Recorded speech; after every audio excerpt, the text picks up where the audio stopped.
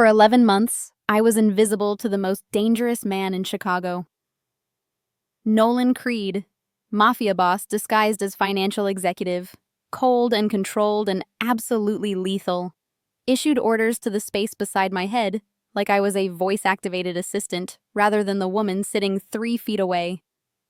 He never said my name, never looked directly at me, never acknowledged I existed beyond the accounts I processed and the meetings I scheduled.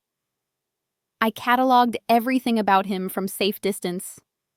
The way he took his bourbon, Macallan 18, 2 fingers, no ice, exactly 8 p.m. How his jaw tightened when reviewing accounts that didn't balance. The silver watch he adjusted before high-stakes meetings, rotating it exactly 1/4 turn clockwise, then back. Details I noticed because I'd spent 334 days watching him the way astronomers track distant planets, documenting patterns, never expecting to be seen in return. I was safe in my invisibility.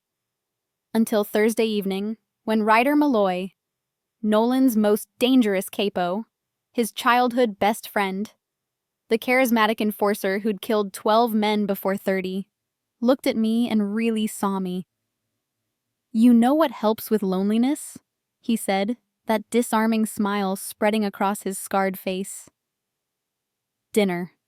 There's this great steakhouse in River North that..." "Ryder." The voice cut through the office like a blade. Cold. Controlled. Absolutely lethal.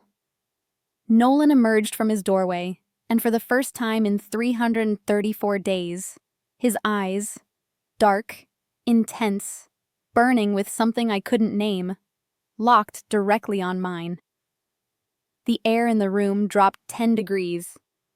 Something dangerous tightened in his jaw. His hands flexed once before going perfectly still. "My office. Now."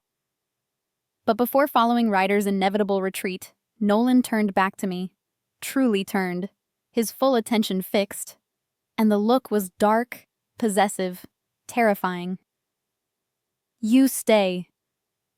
My invisibility shattered in a single second, and the Mafia boss who never looked at me suddenly couldn't look away. What Nolan was about to reveal would force me to confront a truth I'd spent 11 months avoiding. Invisibility hadn't kept me safe. It had just made me easier to control. Jenna learned the rules of invisibility during her first week at Creed Financial Holdings, though nobody explicitly taught them. They were absorbed through observation, through careful attention to what happened to people who drew too much notice in Nolan Creed's world. The previous accountant had lasted 3 months before making the mistake of questioning a wire transfer that didn't match the documentation. She'd asked once, politely, during a morning briefing. Nolan had looked at her, really looked at her, with those dark eyes that revealed nothing, and said simply, "Process it." She'd asked again the next day, something about due diligence and audit trails. By Friday, her desk was empty, and HR sent a company-wide email about her pursuing other opportunities. The message was clear. Don't ask questions, don't draw attention, don't become memorable. So Jenna made herself furniture, arrived at 7:30 every morning, left at 8 most nights, kept her head down and her observations carefully silent. She learned Nolan's patterns the way sailors learn tide schedules. Not from manuals, but from survival instinct, from understanding that knowing when the danger would crest might be the only thing keeping her from drowning. He took meetings with the Volkov group on Tuesdays, always in the soundproof conference room where the windows suddenly frosted over with privacy glass. He met with Marcus, his head of security, every morning at exactly 8:15 for precisely 12 minutes. He worked alone after midnight on Thursdays, reviewing accounts that never appeared in official ledgers, transferring money through channels that existed in documentation but disappeared in practice. But what Jenna didn't know was that every survival strategy she'd developed was exactly what Nolan had been counting on. And the moment someone else noticed her, everything would change. Jenna processed these accounts without comment, her fingers flying over keyboards, her expression neutral, even when the amounts made her breath catch. 700,000 moved through a shell corporation in the Caymans. 2 million wired to an account in Singapore that existed for exactly 48 hours before dissolving like smoke. 500,000 in cash delivered in leather duffel bags and recorded as consulting fees that would make any legitimate auditor's eye twitch. She never asked, never commented, never let her face reveal that she understood exactly what she was looking at. And Nolan never looked at her. Not once in 11 months. His instructions were delivered to the space beside her head. His gaze fixed on the wall behind her desk as if she were a hologram projected into his field of vision. Useful, but not quite real. I need the Castellano accounts by noon. Schedule the meeting with Dimitri for Friday. Cancel my 3 o'clock and push it to next week. His voice was always the same. Low, controlled, carrying the kind of absolute authority that made grown men with guns defer to him without question. She'd watched it happen during the one meeting she'd been required to attend, taking notes in the corner while Nolan negotiated territory with 3 men who'd arrived with violence in their eyes and left with their heads bowed in something between respect and fear. He didn't raise his voice, didn't make threats, simply stated facts in that cold, controlled tone that made it clear what would happen if his facts were ignored. Jenna had sat perfectly still in her corner, her pen moving across paper, her presence so carefully diminished that when the meeting ended, one of the men had startled upon noticing her, as if she'd materialized from nothing. Perfect, she'd thought. That's exactly what I need to be. Nothing. The truth she couldn't see yet. Being nothing to Nolan Creed didn't mean she was safe. It meant she was his most carefully guarded secret. Her best friend Talia didn't understand. "You've been there almost a year and he doesn't even know your name?" she'd said last month, incredulous, her voice carrying across their apartment's small kitchen while Jenna made tea after another 14-hour day. "That's not normal, Jen. That's not even professional. That's just cold." "It's safe," Jenna had replied, and meant it. Safe was invisible. Safe was furniture. Safe was processing accounts without asking where the money came from or where it went, accepting the obscene salary and sending it home to Wisconsin, where her mother's exhausted voice grew slightly less exhausted every time rent wasn't a crisis. But Talia had looked at her with something between pity and concern, and said quietly, "Safe isn't the same as alive, you know." Jenna had changed the subject, the way she always did when conversations veered too close to truths she wasn't ready to examine. Because Talia was right. This wasn't living. It was existing. It was survival in expensive business casual. Trading visibility for security. Trading recognition for a salary that kept her family afloat. But living was dangerous. Living meant being seen. And being seen in Nolan Creed's world meant becoming a target. A liability. A problem that needed solving. So Jenna stayed invisible, cataloging patterns from safe distance, watching the man who never watched her back, and telling herself that loneliness was just the price of survival. She believed it too. Right up until Thursday evening when Ryder Malloy asked a single question and everything shattered. What happened in the next 7 minutes would prove that the most dangerous thing in Nolan's world wasn't being seen. It was realizing you'd never actually been invisible at all. Hello.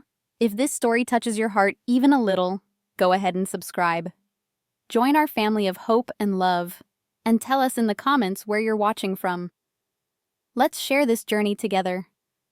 Ryder Malloy had always been different from the other men in Nolan's orbit. Where they moved with calculated menace, violence carefully leashed but always visible, Ryder moved with easy confidence, the kind that came from knowing he was dangerous enough that he didn't need to advertise it. He smiled more than anyone else in the building, laughed at things that made other people nervous, and had a way of talking to people that made them forget he'd killed 12 men before his 30th birthday. Jenna had researched him after her 3rd week, the way she researched everyone in Nolan's inner circle. Not because she wanted to know, but because knowing meant preparation, and preparation meant survival. Ryder Malloy, 30 years old, South Side Chicago native, arrested twice before 18, but nothing stuck. Grew up 3 houses down from Nolan, best friends since they were 10. Inseparable until Nolan's father took over the West Side territory, and everything changed from childhood friendship into something darker, more complicated. Nolan had become the strategist, the cold calculator who built empires from violence and fear. Ryder had become the enforcer, the charismatic killer who made problems disappear with a smile and a bullet. They were brothers in everything but blood, and that made Ryder the only person in the building who could walk into Nolan's office without knocking, who could call him at 3 a.m., who could question his decisions and survive the conversation. Which was why Jenna had been careful to stay off Ryder's radar entirely. If Nolan was dangerous because he was cold and calculating, Ryder was dangerous because he was warm and observant. The kind of man who noticed things other people missed and remembered them later when they mattered. But Thursday evening, with most of the office empty and the wind rattling the windows, Ryder noticed her. Really noticed her. And the moment he did, he crossed a line that would cost him everything. Because there was one rule in Nolan's empire that even childhood friendship couldn't break. "You've been here almost a year and I don't think we've ever actually talked," he said, settling into the leather chair facing her desk with the casual ease of someone who'd never been told no in his life. "That's a crime, honestly. Nolan works you harder than anyone in this building and I don't think I've heard him say thank you once." Jenna kept her eyes on her monitor, fingers still moving across the keyboard. Processing the offshore transfers that needed reconciliation before tomorrow's audit. "Mr. Creed doesn't need to thank me. He pays me very well." "Nolan," Ryder corrected, grinning that easy grin that probably disarmed most people. "And money isn't the same as appreciation. You know that, right?" She did know.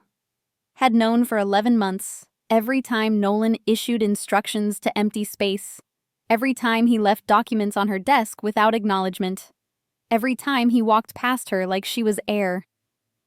But acknowledging it meant admitting it hurt. And admitting it hurt meant admitting she'd wanted to be seen.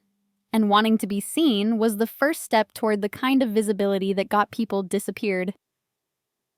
"I'm compensated fairly for my work," she said instead, her voice carefully professional. Her attention firmly on the screen, even though she could feel Ryder studying her with that unsettling intensity he probably thought was charm. "That's the second diplomatic non-answer you've given me," he observed, and there was something knowing in his voice that made her stomach tighten. "You're good at that. At saying things that sound like answers but don't actually tell me anything." "There's nothing to tell." "Bullshit." The word was casual, almost friendly, but it made Jenna's fingers freeze on the keyboard. "You work 14-hour days for a man who doesn't know your name. You send money home to Wisconsin every month, even though that means you're living in a tiny apartment in Lincoln Park with a roommate when you could afford your own place. And you've perfected the art of being invisible in a building full of people who notice everything.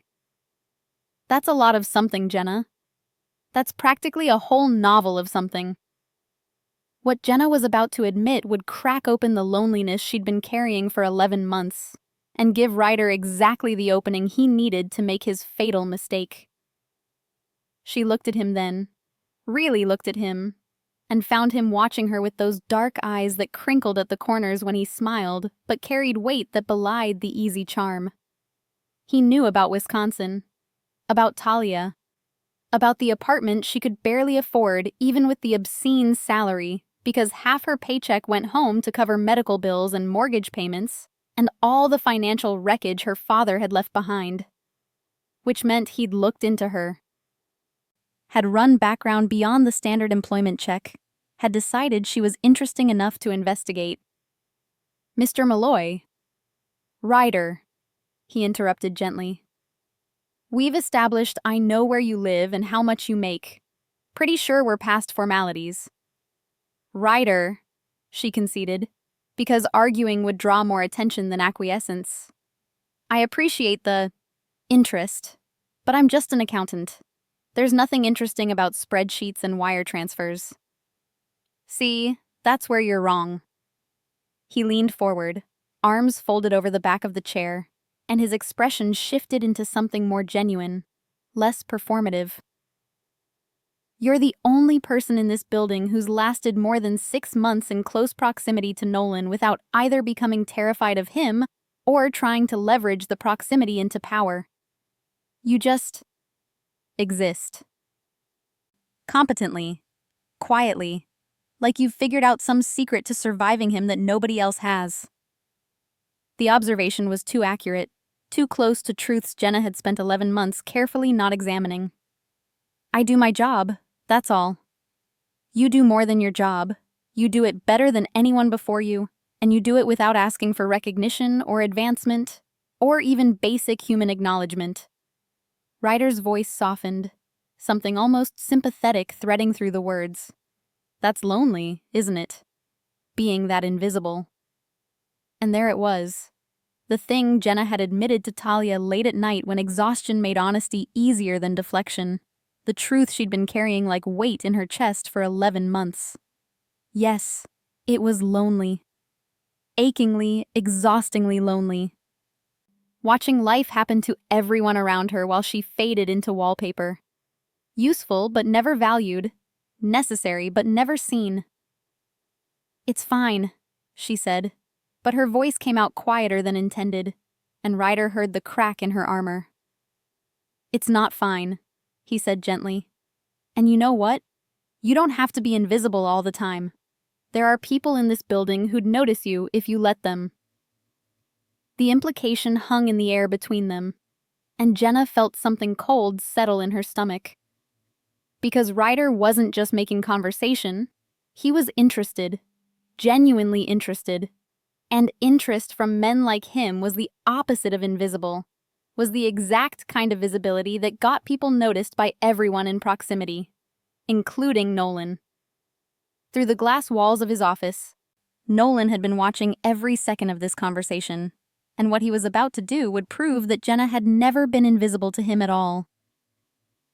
I should finish these accounts, she said, her eyes returning to the monitor, fingers resuming their movement across keys. Mr. Creed needs them ready for tomorrow. But Ryder didn't move, didn't take the dismissal. Instead, he smiled that easy smile and said, You know what helps with loneliness? Dinner. There's this great steakhouse in River North that... Ryder. The voice cut through the office like a blade through silk, cold and controlled and absolutely lethal, and Jenna's breath stopped in her chest. Nolan Creed emerged from his office doorway like smoke made solid, silent, sudden, dangerous, and for the first time in 334 days. His eyes locked on Jenna's with an intensity that made the air in her lungs turn to ice. She'd imagined this moment. In quiet spaces between tasks, in the elevator alone, in her apartment late at night when sleep wouldn't come. She'd wondered what it would feel like to have Nolan actually see her, to have those dark, calculating eyes focus on her face instead of the space beside it. She'd never imagined it would feel like standing in front of an oncoming train. His jaw was tight, the muscle jumping beneath skin pulled taut over sharp cheekbones. His hands, elegant, dangerous, capable of signing off on both million-dollar deals and disappearances, flexed once at his sides before going perfectly still. Everything about his posture radiated controlled violence, the kind of cold fury that made grown men choose flight over fight. But it wasn't directed at her. Not yet. Ryder. His voice was low, quiet, the kind of quiet that was somehow more terrifying than shouting. My office. Now. What was about to happen in that office would end a 20-year friendship and prove that when it came to Jenna, Nolan Creed had no lines he wouldn't cross. Ryder stood slowly, his easy smile dimming but not disappearing entirely. And Jenna saw something pass between the two men, a conversation conducted in micro-expressions, in the tilt of Ryder's head and the tightening of Nolan's jaw. In years of friendship turned brotherhood turned something more complicated than words could capture. "Sure, boss," Ryder said, his tone carefully casual. But Jenna caught the slight tension in his shoulders. The way his hands moved away from his body in a gesture of non-aggression that was probably unconscious. Instinct developed from years of knowing when Nolan's restraint was a thread away from snapping. But before following Ryder toward his office, before turning away and ending the moment that had stretched into something unbearable, Nolan looked back at Jenna. Really looked at her. Not at the space beside her head, not at the wall behind her desk, but directly into her eyes with an intensity that made her forget how to breathe. His gaze moved over her face, cataloging, assessing, seeing her in a way he'd never allowed himself to before. And something dark and possessive flickered in those cold eyes. Then his voice, directed at her for the first time in 11 months. Low and carrying a warning she didn't fully understand. "You stay." 2 words. Simple. Absolute. Not a request. A command that carried the weight of threat and promise tangled together. Then he was gone, disappearing into his office with Ryder following, and the door closed with a quiet click that somehow sounded like a gunshot in the empty office. Jenna sat frozen at her desk, her heart hammering against her ribs, her hands shaking so badly she had to press them flat against the cool surface of her desk to stop the trembling. The spreadsheets on her monitors blurred into meaningless numbers. The wire transfers she'd been tracking suddenly impossible to focus on because her entire being was consumed by what had just happened. Nolan had looked at her. Actually looked at her. And the way he'd looked at her, possessive, dangerous, like something that belonged to him had been threatened, made every careful wall she'd built over 11 months crack down the center. The conversation happening behind that soundproof glass was about to rewrite every rule in Nolan's organization. And Jenna was the reason why. Through the thick glass of Nolan's office walls, she could see shapes moving, Ryder gesturing, his body language defensive. Nolan perfectly still, his posture rigid, his hands braced on his desk in a way that suggested he was holding himself back from violence through sheer force of will. She couldn't hear what they were saying. The office was soundproofed, designed for conversations that couldn't risk being overheard. But she could see the tension, could watch the way Ryder's easy charm evaporated under whatever Nolan was saying. Could observe the exact moment when Ryder's expression shifted from defensive to understanding to something that looked almost like apology. The conversation lasted 7 minutes. Jenna counted every second, her eyes fixed on the closed door, her breath shallow, her mind racing through possibilities. What had she done wrong? What rule had she broken? Was this the moment when her careful invisibility shattered into something that got her disappeared like the previous accountant? But when Ryder finally emerged, his expression was strange. Not angry, not frightened, but contemplative, like he'd just learned something that reframed everything he thought he knew. He caught Jenna's eye as he moved toward the elevator, and for just a second, that easy smile returned. "Good luck," he mouthed, and then he was gone. The elevator doors closing behind him with a soft chime that felt like the last note before a storm. Jenna sat alone in the vast, empty office, the city lights glowing through floor-to-ceiling windows, the wind rattling glass, and waited for Nolan to emerge. Waited to learn what happened when you stopped being invisible to a man who'd spent 11 months pretending you didn't exist. What Nolan was about to say would force Jenna to choose between the safety of invisibility and the terrifying vulnerability of being seen. And there would be no going back. The door opened.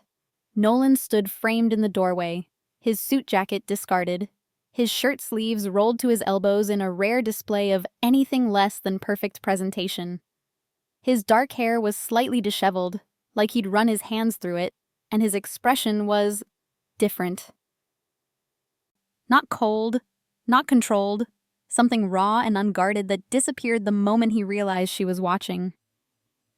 "Jenna," he said, and hearing her name in his voice, the first time ever, felt like electricity running under her skin. "We need to talk." She stood on legs that felt unsteady, her hands smoothing down her skirt in a nervous gesture she immediately regretted because it revealed weakness, revealed that he'd rattled her, revealed that 11 months of invisibility had just shattered, and she had no idea how to exist in whatever came next. "Yes, Mr. Creed," she said, her voice steadier than she felt. "Nolan." The correction was quiet but firm. "If we're going to have this conversation, you call me Nolan." And Jenna understood, in that moment, that everything had just changed. That invisibility was no longer an option. That the man who'd never looked at her had just decided she was worth seeing. And that being seen by Nolan Creed was the most dangerous thing that had ever happened to her. Think about what just happened here. For 11 months, Jenna survived by making herself invisible. By accepting that being ignored was the price of safety. By telling herself that loneliness was better than becoming a target in a world where asking too many questions got you pursuing other opportunities, which is corporate speak for disappeared. The system told her, stay small, stay quiet, stay invisible, and you'll be fine. But here's what that system actually meant. Trade your humanity for a paycheck. Accept being treated like furniture. Convince yourself that a man who can't even look at your face while giving you orders is somehow a professional boss, rather than someone using your desperation as leverage. And when you finally crack, when you admit to another human being that yes, being invisible is lonely, that yes, you want to be seen, the system punishes you for it. Suddenly you're visible. Suddenly you're vulnerable. Suddenly you're caught between a man who spent 11 months pretending you didn't exist and his best friend who just made you a pawn in a game you never agreed to play. The villain here isn't just Nolan's cold distance or Ryder's dangerous interest. It's the entire system that tells women like Jenna that survival means making yourself small, that safety requires invisibility, that wanting basic human acknowledgement, wanting someone to say your name, for God's sake, is somehow asking for too much. It's the economic desperation that makes an $85,000 salary feel like salvation, even when it comes with emotional isolation. It's the fear that keeps you processing money laundering accounts without asking questions, because asking questions means losing the income that's keeping your family afloat. It's being told that if you just stay quiet enough, work hard enough, diminish yourself enough, you'll be safe. And then discovering that invisibility was never protection. It was just control wearing a different mask. If you've ever worked somewhere that made you feel like furniture, if you've ever survived by making yourself smaller, if you've ever been told that wanting to be seen and valued was somehow unprofessional or demanding, or too much, drop a comment. You're not alone. And you deserve better than a world that mistakes your silence for consent. Hit subscribe if you believe that being seen shouldn't require courage. That basic human dignity shouldn't feel like a dangerous request. That survival and actually living shouldn't be two different things. Because what happens next is going to show Jenna exactly what visibility costs in Nolan Creed's world, and whether the price is worth paying. The new rules appeared overnight, silent and absolute as winter snow. Friday morning, Jenna arrived at 7:30 to find Marcus waiting by her desk. 6 feet of controlled violence in an expensive suit. His expression neutral, but his presence itself a message. "Mr. Creed has requested I coordinate your security going forward," he said. His voice carrying the flat professionalism of someone delivering information that wasn't up for debate. "I'll be escorting you to and from the building. There's a car downstairs waiting to take you home each evening." Jenna's hands tightened on her bag. her mind racing through implications. That's not necessary. I take the L. I've been taking the L for 11 months without incident. Mr. Creed disagrees. Marcus's expression didn't change, but something in his tone suggested he'd expected resistance and found it almost amusing. The L involves 7 stops in neighborhoods where we can't control variables. The car is secure. Non-negotiable. It should have felt like protection. Should have felt like consideration, like care, like someone finally noticing she existed and deciding her safety mattered. Instead, it felt like ownership. And what Jenna didn't understand yet was that ownership in Nolan's world came with protections she desperately needed, but also consequences she couldn't imagine.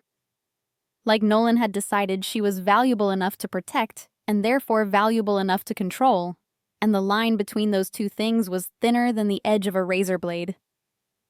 But arguing with Marcus would accomplish nothing. He didn't make these decisions. He executed them.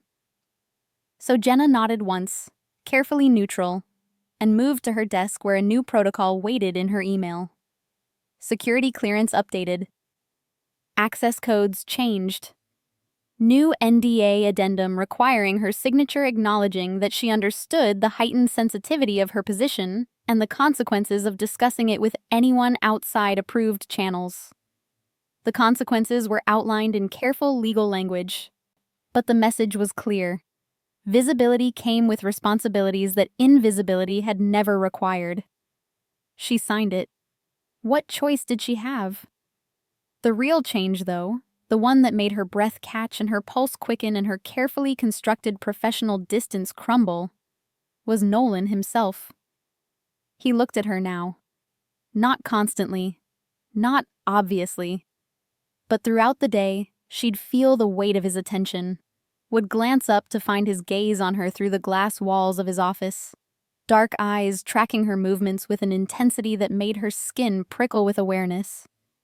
He noticed things he'd never noticed before. The details Nolan had been cataloging for 11 months were about to reveal a truth that would shatter Jenna's understanding of everything. He hadn't been ignoring her at all. "You didn't eat lunch," he observed Thursday afternoon, his voice startling her from her focus on quarterly reconciliations. He was standing beside her desk. When had he left his office? How long had he been there? Holding a bag from the Japanese place on the corner that charged $30 for a bento box she'd looked at longingly but never ordered. "I was busy," she said carefully, her eyes moving from the bag to his face, trying to read the expression there and finding only careful neutrality that didn't match the gesture. "You're always busy. That doesn't mean you skip meals." He set the bag on her desk, his hand brushing the surface inches from where hers rested on her keyboard, close enough that she could feel the heat of him, smell the subtle cologne that probably cost more than her rent. "Eat." It wasn't a request. And when she opened the bag later, after he'd returned to his office, after her hands stopped shaking enough to hold chopsticks, she found he'd ordered the dish she always looked at but never bought. The one with the price tag that made her wince even though she could technically afford it now. Which meant he'd noticed. Had seen her looking. Had cataloged her preferences the way she'd cataloged his patterns, observing from careful distance. How long had he been watching her while pretending she didn't exist? The answer to that question would rewrite 11 months of loneliness into something far more complicated and far more dangerous. The question haunted her through the following days as more small changes accumulated. The office coffee that appeared on her desk each morning at exactly 7:45, black, no sugar. The way she took it. The updated software on her computer that made the complex reconciliations she did faster, more efficient. The fact that Nolan's meetings now scheduled around her lunch break, a consideration he'd never shown before. And the way he said her name now, no longer addressing empty space but looking directly at her when he needed something, his voice carrying inflections she'd never heard in 11 months of careful invisibility. "Jenna, I need the Castellano accounts." "Jenna, cancel my 3 o'clock." Jenna, stay late tonight. There's an audit I need you to review. Her name and his voice became familiar, expected, dangerous in its intimacy. But the most dangerous change was the smallest one. The way Nolan's hand would brush hers when he set documents on her desk. Contact that lasted a fraction of a second longer than necessary, his fingers grazing her skin before withdrawing. The first time it happened, she'd thought it was accident. The third time, she knew it was deliberate. A test, maybe. Or a claim. Or both. And the way he watched her reaction, the slight widening of her eyes, the catch in her breath, the flush that crept up her neck despite every effort to remain professionally neutral, told her he noticed everything. That invisibility hadn't protected her from his attention. It had just delayed it. And now that he'd decided to see her, there was nowhere left to hide. But what neither of them knew was that being seen came with enemies.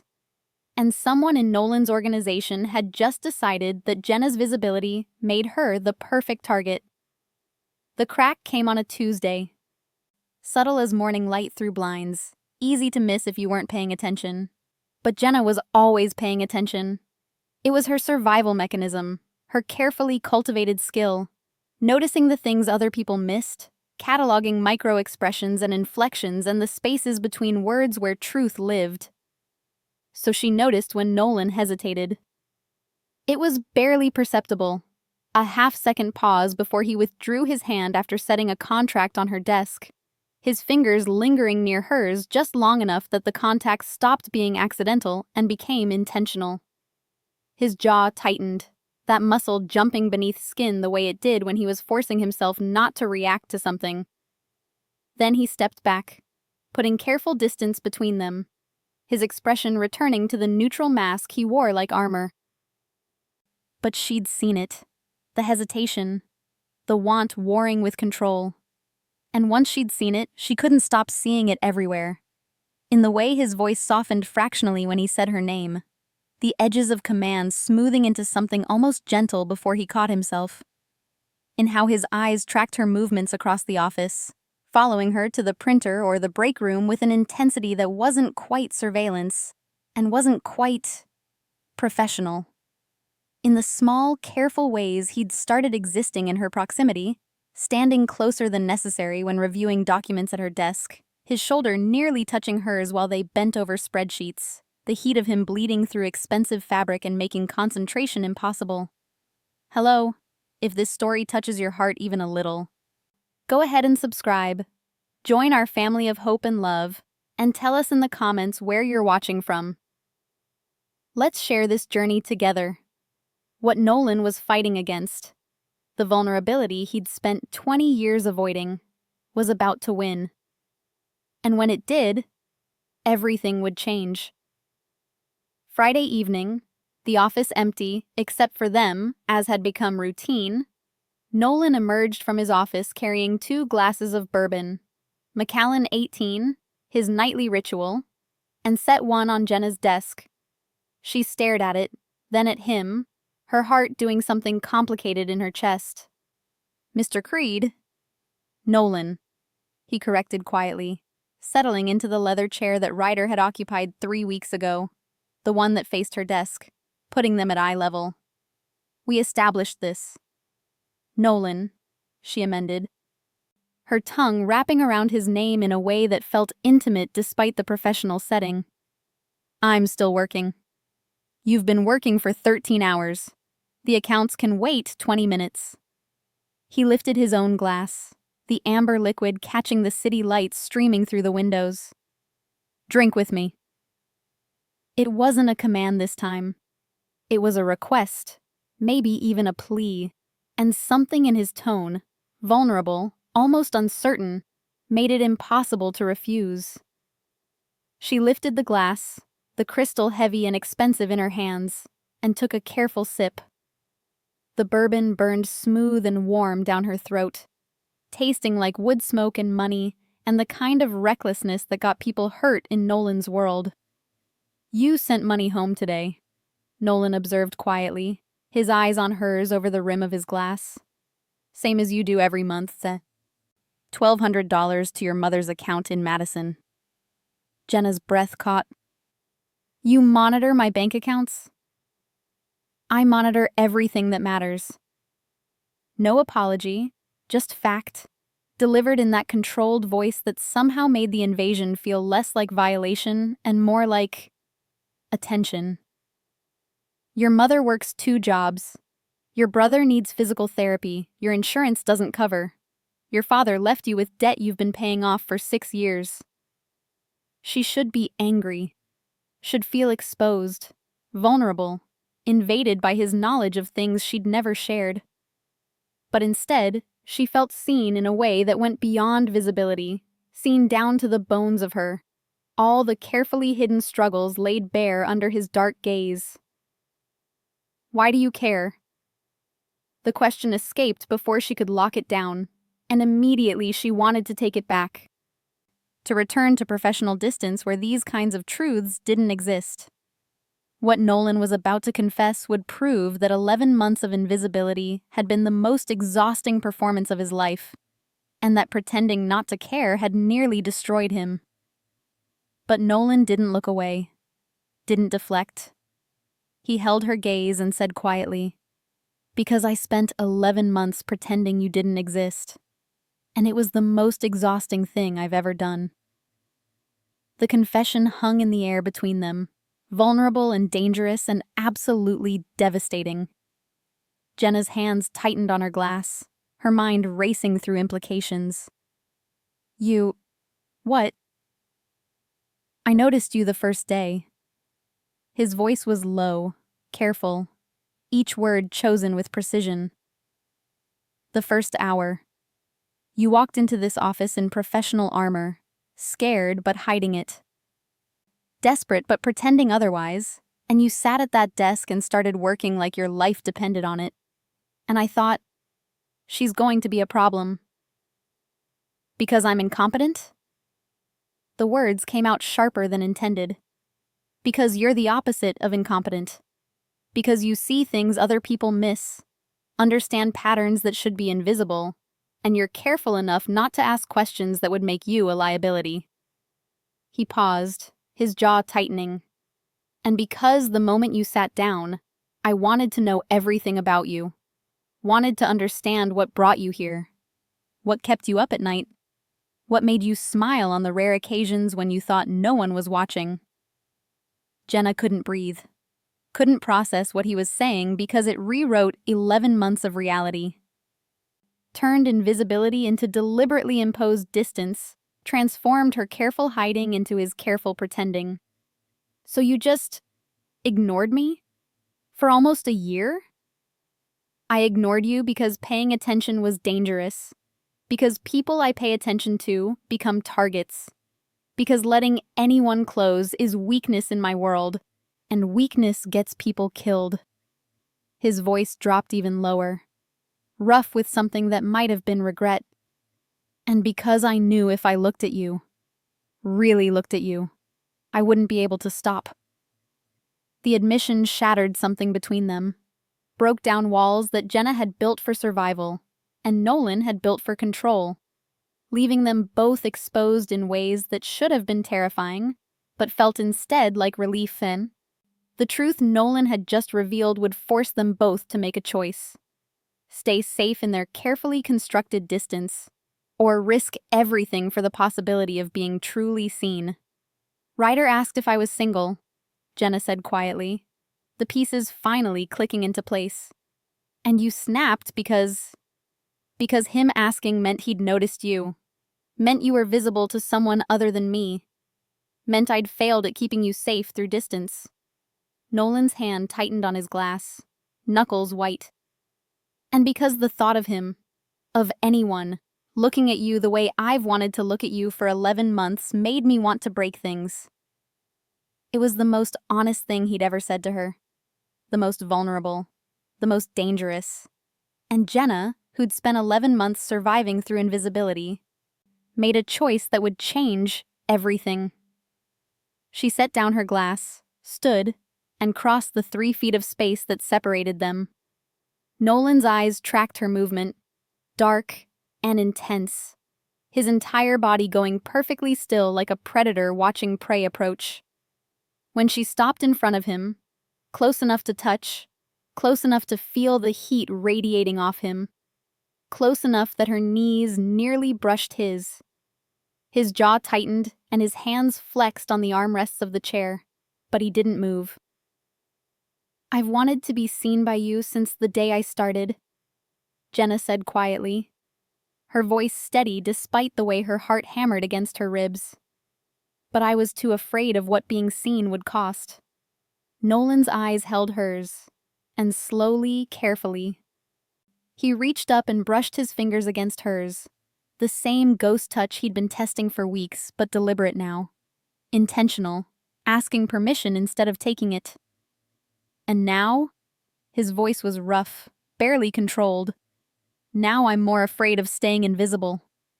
Something in Nolan's expression cracked, the careful control splintering to reveal the want underneath. And his hand closed around hers with a grip that was possessive and gentle, and absolutely devastating. And for the first time in 11 months, Jenna felt alive.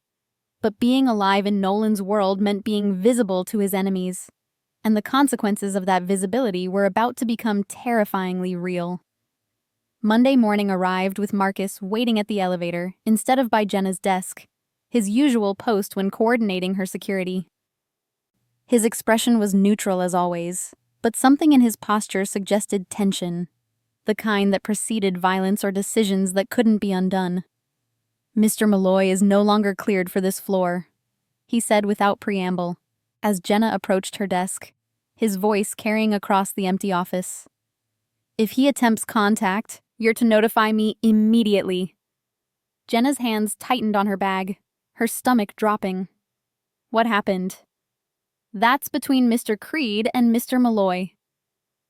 But Marcus's expression softened fractionally, something almost sympathetic passing behind his usually impenetrable professionalism. "For what it's worth, it wasn't personal. Ryder understands." But the tight set of Marcus's shoulders suggested understanding didn't mean acceptance. And Jenna spent the morning in careful silence, processing implications while reconciling accounts that required enough focus to keep her mind from racing through scenarios.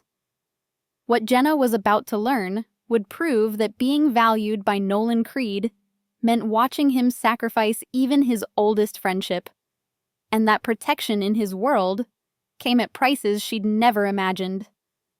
Nolan emerged from his office at noon, earlier than usual, his expression unreadable as he moved to her desk. "I need to show you something." Not a request, but his voice carried an edge she'd learned to recognize, the one that appeared when he was forcing himself to maintain control over something that wanted to slip his grasp.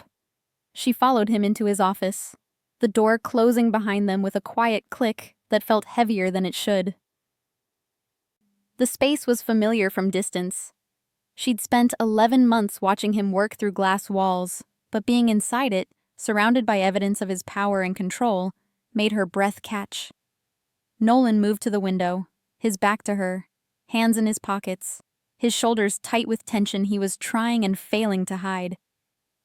"Ryder has been reassigned to our operations in Seattle, effective immediately."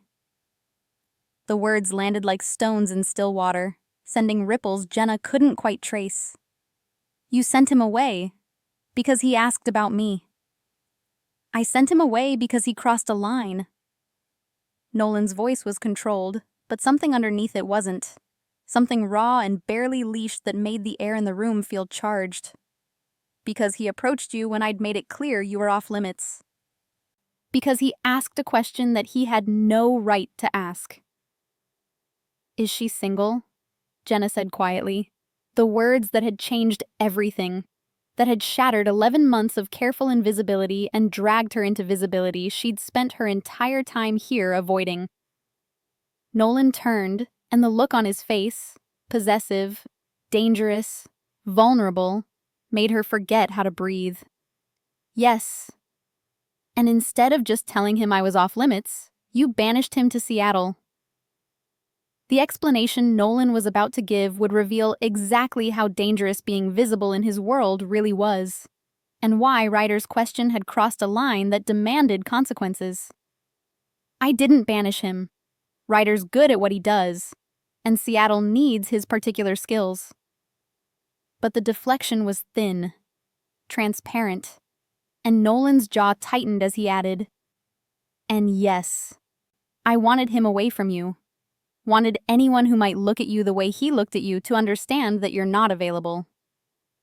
The possessiveness in his voice should have scared her, should have triggered every warning instinct she'd cultivated about men who thought they owned things, about power dynamics that tipped from protection into control. But instead, it made something in her chest tighten, made her want to close the distance between them and demand he say it explicitly, say what she'd become to him in the week since he'd stopped pretending she didn't exist. Why? The question was simple, but it carried weight. Everything unspoken between them, all the careful distance and sudden intimacy, and the dangerous shift that had transformed her from invisible to valued and left her uncertain which was more terrifying. Because people I pay attention to become targets. Nolan's voice was rough now, control slipping. Because letting you stay invisible was supposed to keep you safe, and the moment Ryder asked that question, the moment he noticed you, you stopped being invisible to anyone in my organization. And that means you're vulnerable. Which means I need everyone to understand that touching you, approaching you, even looking at you too long carries consequences. Like being sent to Seattle. Like being sent to Seattle, he confirmed. Or worse, depending on intent. Jenna's breath caught on the casual mention of worse, on the reminder that Nolan's world operated on rules that had nothing to do with law, and everything to do with power and loyalty and violence delivered with cold efficiency. "So now what?" she asked, her voice steadier than she felt. "You've made me visible. You've made me valuable. You've essentially painted a target on my back by letting everyone know I matter to you. What's the plan when the next person notices me?" "The plan," Nolan said, crossing the space between them in 3 deliberate steps until he stood close enough that she had to tilt her head back to meet his eyes, "is that everyone in my organization already knows what happened to Ryder for asking a single question. And they understand that anyone who makes the same mistake won't get reassigned. They'll disappear." The words should have horrified her, should have made her recoil from the casual threat, from the reminder that the man standing in front of her, the man whose bourbon she'd shared, whose hand had held hers with desperate gentleness, was also capable of ordering deaths with the same controlled calm he used for business meetings. But she'd known that for 11 months, had processed the accounts that paid for violence, had scheduled the meetings that ended in blood, had carefully looked away from every piece of evidence that Nolan Creed was dangerous in ways that went beyond wealth and power. The only difference now was that his danger extended to protecting her. "Ryder was your best friend," she said quietly. "You grew up together, and you sent him away because he noticed me. I sent him away because he thought he could have you." Nolan's voice dropped lower, intimate and dangerous. "And because I needed him to understand, needed everyone to understand, that you're mine to protect, mine to value." Mine. The possessiveness in the word should have terrified her. Instead, after 11 months of being invisible, of being furniture, of being nothing to the man who now stood in front of her claiming ownership in a voice rough with barely controlled want, it felt like finally being seen. Even if being seen meant being pulled into darkness. But what Jenna didn't know yet was that being claimed by Nolan meant inheriting his enemies. And one of them was already planning their move. The unraveling happened in pieces. Small confessions delivered in stolen moments when the office was empty and the city lights streamed through windows and bourbon loosened tongues that usually stayed careful. Thursday evening, late enough that even Marcus had retreated to whatever space he occupied when not coordinating security, Nolan appeared at Jenna's desk with 2 glasses and a weariness in his expression that she'd never seen before. "Come sit," he said, gesturing to his office. And it wasn't a command this time, but an invitation, vulnerable in its simplicity.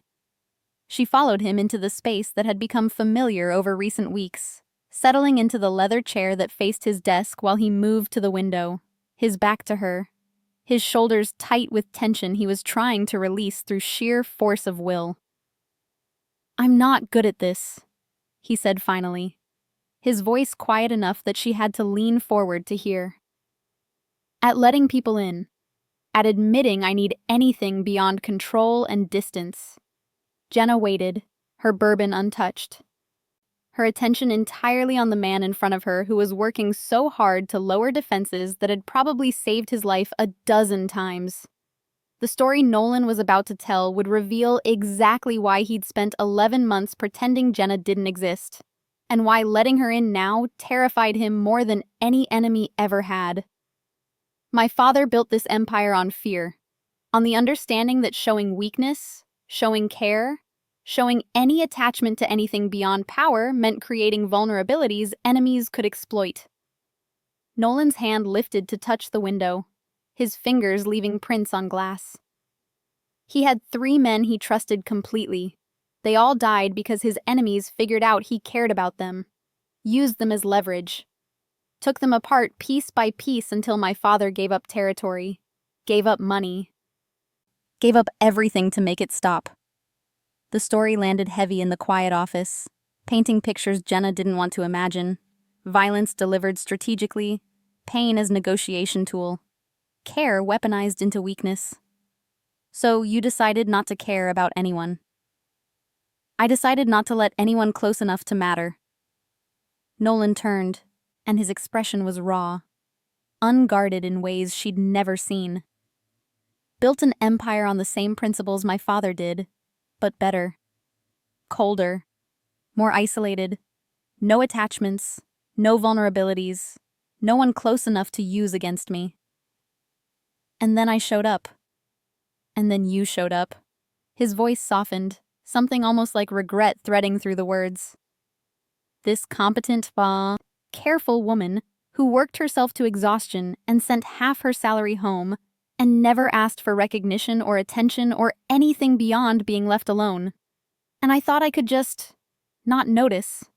Could assign you to a desk and issue instructions to empty space and pretend you were furniture that happened to process accounts." "For 11 months, Jenna said quietly. "For 11 months, I pretended you didn't exist. And every single day was exhausting." Nolan moved to his desk, settling into his chair, finally meeting her eyes across the expensive wood surface. "Because I noticed everything, Jenna. The way you tucked your hair behind your ear when you were concentrating. How you bit your lower lip when accounts didn't balance. That you took your coffee black because adding cream or sugar felt like an indulgence you couldn't justify. The fact that you arrived early and left late and never complained once about the hours or the work or the careful invisibility I imposed on you. What Nolan had been cataloging for 11 months would prove that invisibility was never protection. It was his last desperate attempt to keep from caring about someone he could lose. Jenna's breath caught, her hands tightening on her glass. "You noticed all that." "I noticed everything. Cataloged every detail the way you cataloged mine. Watched you watch me. Understanding you were trying to survive me the way people survive storms. By learning the patterns, by predicting when danger would crest, by making yourself small enough not to draw lightning." The metaphor landed perfectly, describing exactly what she'd been doing, exactly how she'd approached 11 months in Nolan Creed's proximity. "And then Ryder asked if you were single, and I realized I'd failed at the one thing I'd been trying to accomplish, keeping you invisible, keeping you safe, keeping you out of my world." Nolan's jaw tightened, that muscle jumping. Because if he'd noticed you, everyone had noticed you. And my careful pretending had accomplished nothing except denying what I'd known since day one. Which is that you matter. The words came out rough, barely controlled. That you're not furniture I can ignore, or distance I can maintain, or survival strategy I can implement. You're a person I've wanted from the moment you sat at that desk, and pretending otherwise was the most dishonest thing I've done in a career built on strategic deception. The confession hung between them, vulnerable and dangerous, and Jenna felt her careful walls, the ones built for survival, for protection, for keeping herself small enough not to be crushed by proximity to power, crumble into nothing. I was lonely, she admitted quietly, the truth she'd barely acknowledged to herself, let alone spoken aloud. Invisibility meant survival, but it also meant existing without being seen, working without being valued, mattering to no one except as a function they needed performed. And I told myself it was fine, that the money justified the isolation, that safety was worth the price. But it wasn't fine. It wasn't fine. Her voice cracked on the admission. It was exhausting. Being invisible is exhausting, Nolan. Walking through the world like you're half erased, like you're a ghost everyone looks through. Never being certain if you spoke too loud or stayed too quiet, or existed too much or too little. And I did it because I was scared. Scared of being noticed. Scared of being valued. Scared of what caring would cost in a world where caring is weakness. Hello? If this story touches your heart even a little, go ahead and subscribe. Join our family of hope and love, and tell us in the comments where you're watching from. Let's share this journey together. What they were both about to acknowledge would force them to choose between the safety of isolation and the terrifying vulnerability of letting someone see you completely. Scars, fears, and all. Nolan stood, moving around his desk to crouch in front of her chair, bringing himself to eye level the way he had 3 weeks ago when everything changed. His hands settled on the armrests on either side of her, caging her in without touching her, his dark eyes searching hers. "I'm not good at this," he repeated, his voice low and intense. "At vulnerability. At admitting I need someone. At being anything other than controlled and cold and distant. But I'm trying, Jenna. Because you walked into my world with your careful survival strategies and your desperate invisibility and your competent silence, and you made me want to be someone who could care about something beyond power." Jenna's hand lifted without conscious decision, her fingers brushing his jaw, feeling the muscle jump beneath her touch. "I'm scared." "Good. You should be scared. Being visible in my world is dangerous. Being valued is even more dangerous. But hiding from it didn't make you safer. It just made you lonely." His hand covered hers where it rested against his face, his grip tight enough to anchor. "So be scared, but be scared with me. Be visible with me. Be valued with me. And let me spend the rest of my life making sure that being seen doesn't cost you everything." It was the closest thing to a promise he'd ever offered, and Jenna, who'd spent 11 months surviving through invisibility, made a choice that terrified and exhilarated her in equal measure. She leaned forward, closing the space between them, and kissed him. This choice would change both their lives forever. But the question neither of them could answer yet was whether love could survive in a world built on fear, control, and violence. Nolan just told Jenna that his father had 3 men he cared about, and they all died because enemies used them as leverage. Took them apart piece by piece until his father gave up everything to make the pain stop. So Nolan built his entire empire on one rule: never let anyone close enough to matter. Never care about anyone. Never show attachment.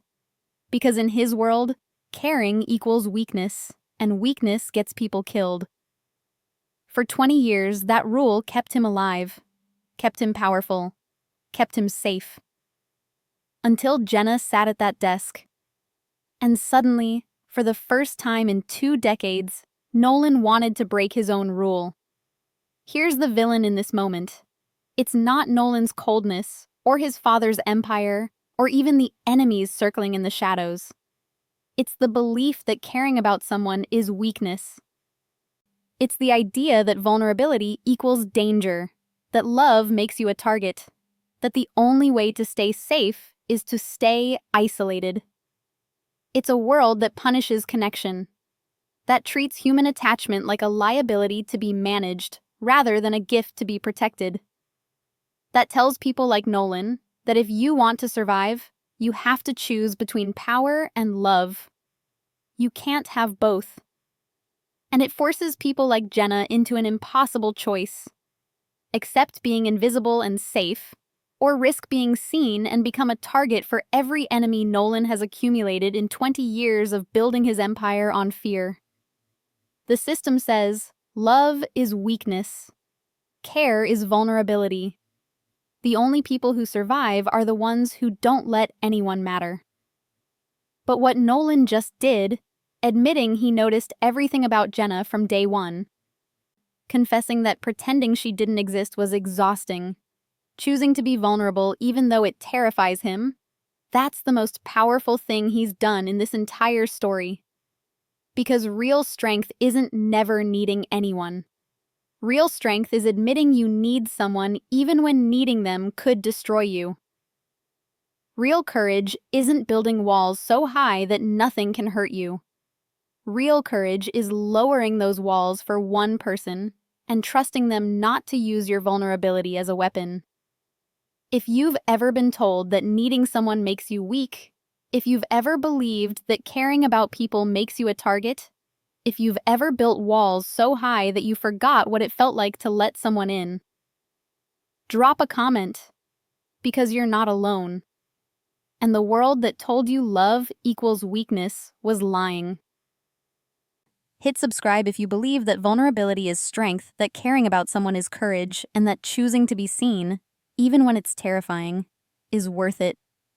Because what happens next is going to test whether Jenna and Nolan can actually survive the world they're choosing to build together, and whether love can exist in a place built on violence.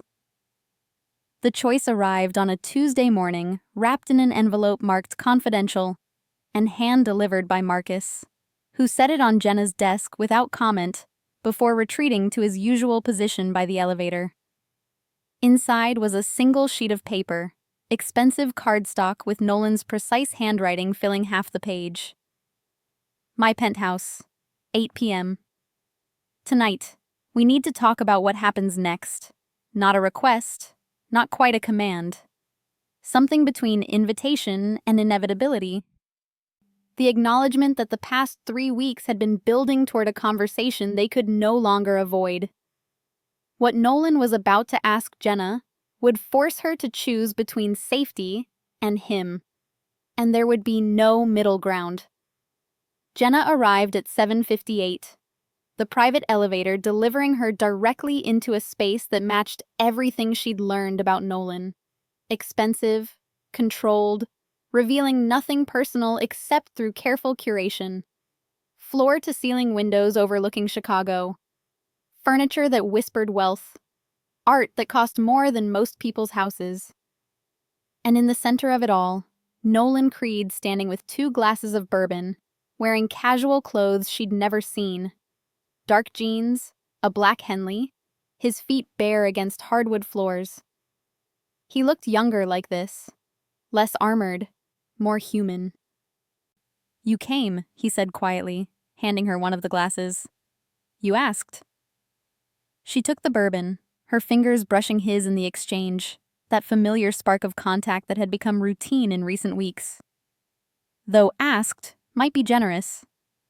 I don't know how to ask for things without making them sound like orders.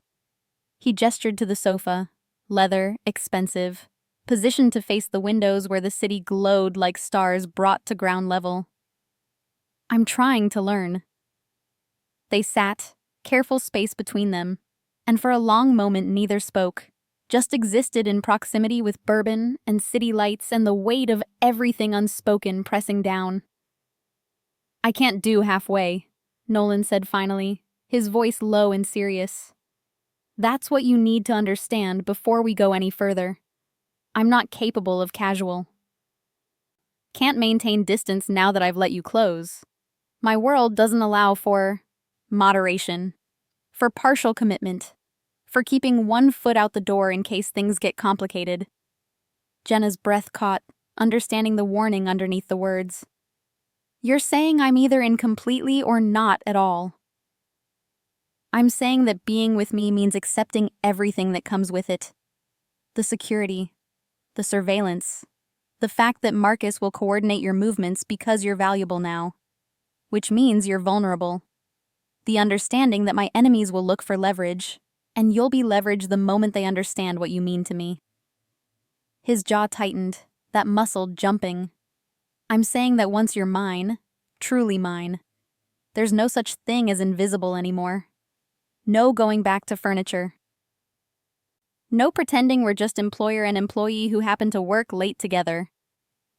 The stakes Nolan was laying out were absolute. Choose him and inherit every enemy he's made in 20 years.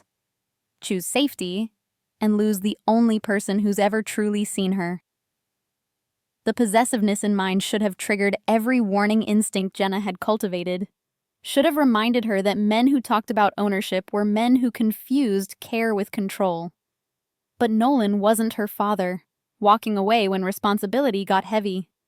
Wasn't the previous boyfriends who'd wanted her small and quiet and accommodating.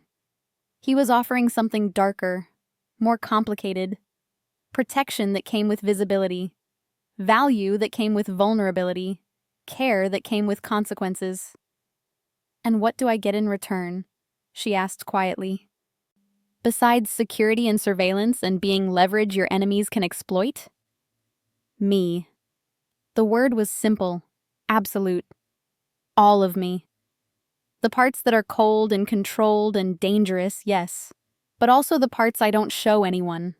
The ones that want to know how your day was, that notice when you're tired, that would burn my entire organization to ground if someone hurt you.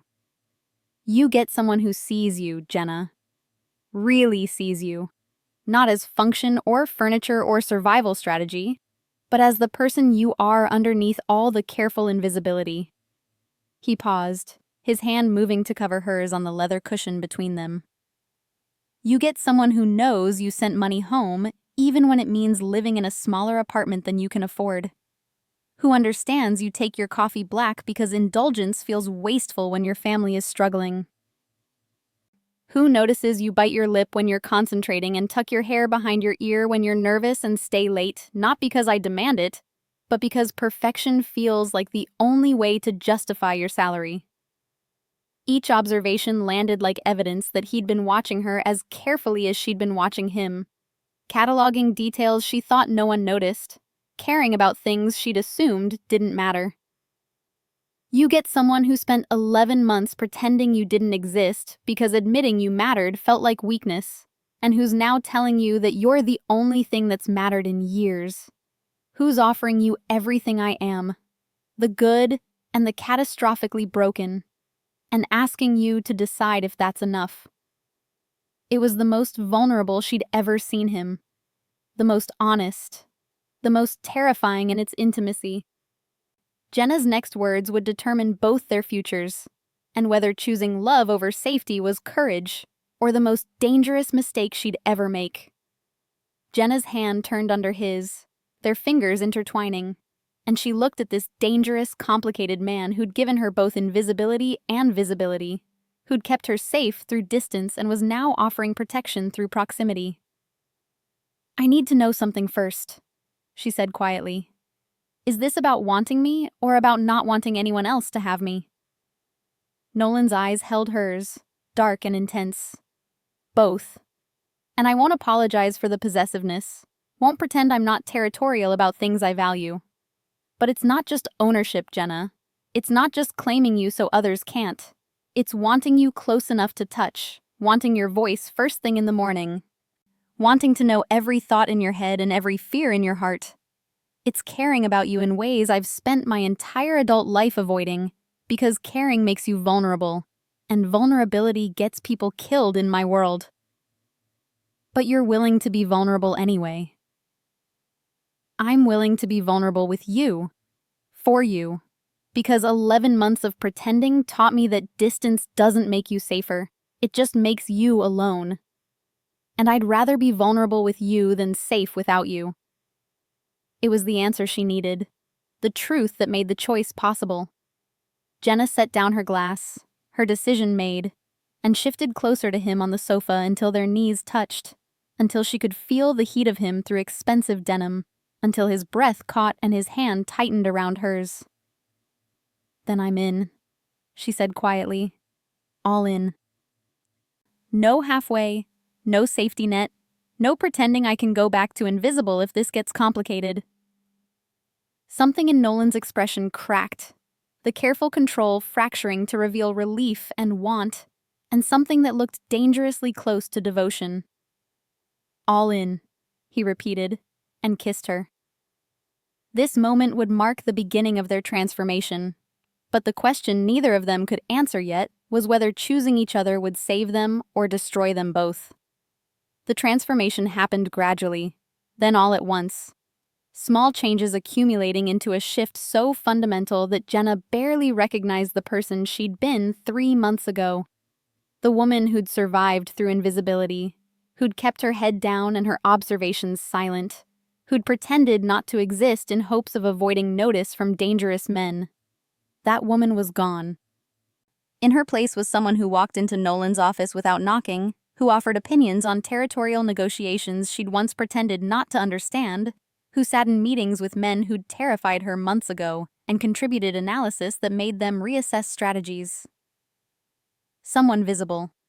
But what neither Jenna nor Nolan realized yet was that visibility came with a price. And someone in the Volkov organization had just decided she was the perfect way to hurt Nolan where he'd never been vulnerable before. Marcus still coordinated her security. That hadn't changed. Would never change as long as she remained valuable to Nolan.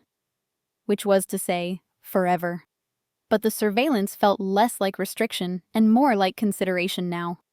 Like Nolan's way of ensuring the visibility he'd forced on her didn't cost her everything. The office noticed. Of course they noticed. You couldn't go from invisible to sitting in Nolan Creed's inner circle without people cataloging the shift, wondering what it meant, calculating whether proximity to her meant proximity to power. But Nolan made it clear through actions more than words. The way his hand would settle on the small of her back when they walked into meetings together. How he'd defer to her judgment on financial analysis without hesitation. The fact that anyone who looked at her too long received a quiet word from Marcus, and anyone who tried to leverage her position found themselves reassigned to operations in cities far from Chicago. Her desk still sat 14 feet from his office door. But now the space between them felt less like distance and more like deliberate positioning. Close enough to be accessible. Far enough to maintain the professional boundary they both pretended still existed. The pretense was thin. Everyone knew. The entire organization understood that Jenna Callister was no longer just Nolan Creed's accountant. She was his, and he was hers in ways that went deeper than possession, deeper than territory, into something neither of them had quite found words for yet. 3 months after choosing visibility, they were about to discover whether love could survive in a world that punished caring, or whether Nolan's fears about vulnerability would prove prophetic. Thursday evening, late as usual, Nolan emerged from his office to find Jenna still working, her focus entirely on the quarterly audit that needed completion by morning. He moved behind her chair, his hands settling on her shoulders, thumbs pressing into the tight muscles at the base of her neck. "You're tense." "I'm always tense during audit season." But she leaned into his touch anyway, letting him work out knots that came from 14-hour days and the weight of being visible in his world. "Take a break. Come home with me." His voice was quiet, intimate, carrying none of the command that used to define every interaction between them. This was a request.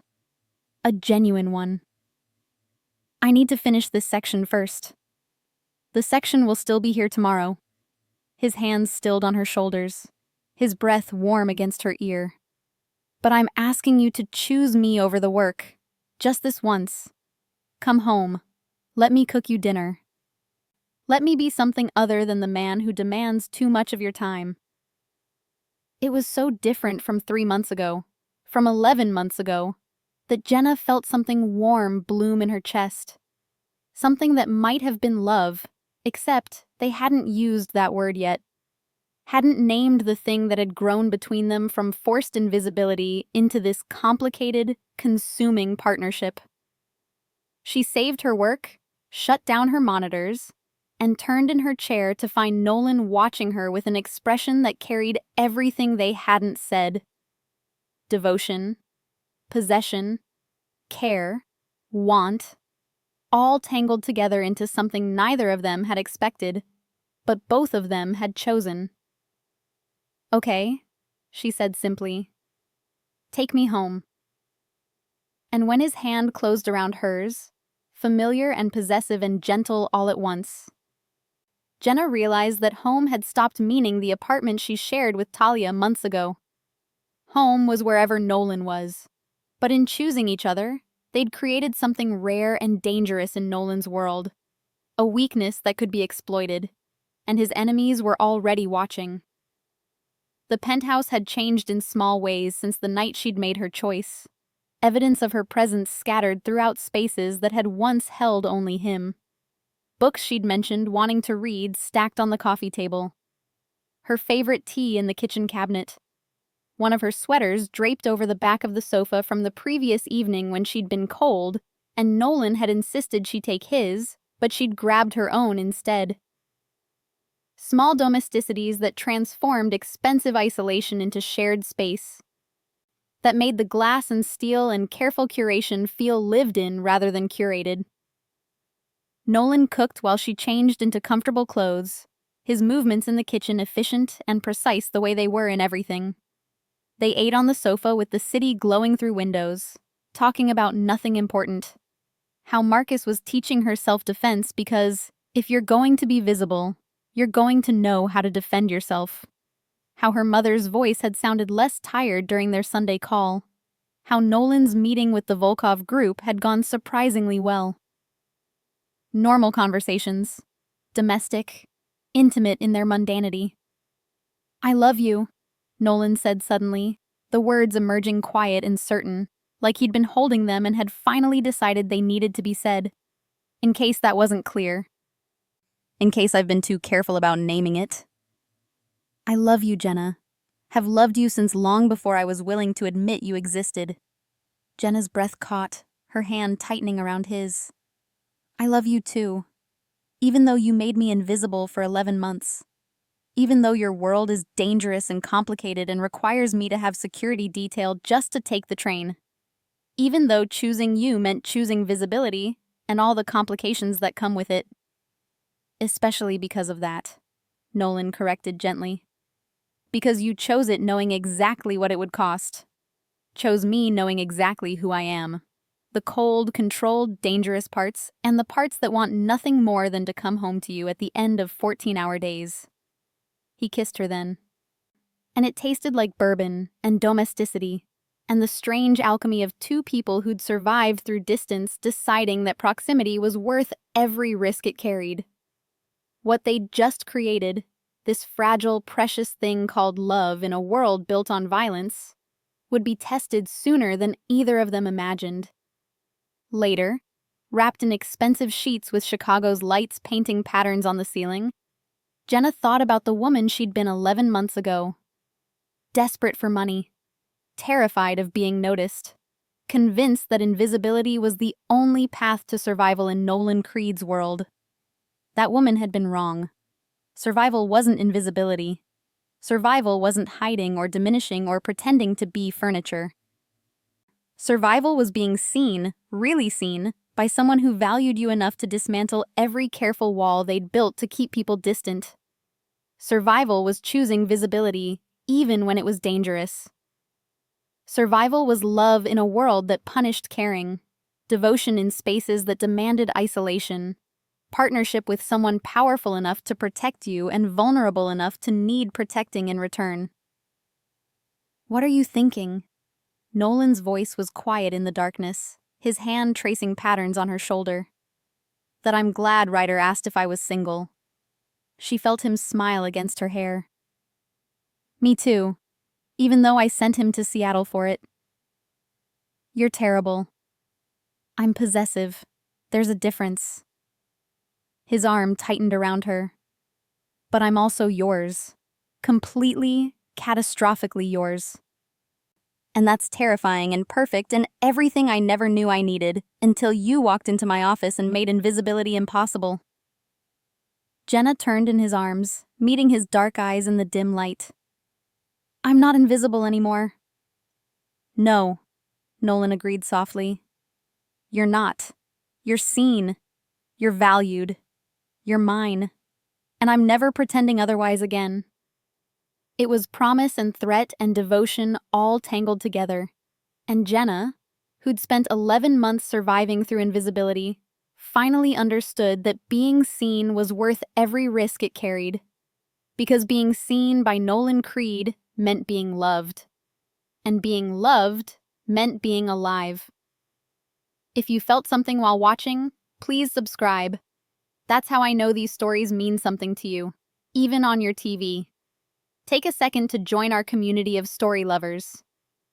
Your support keeps this world of emotions alive.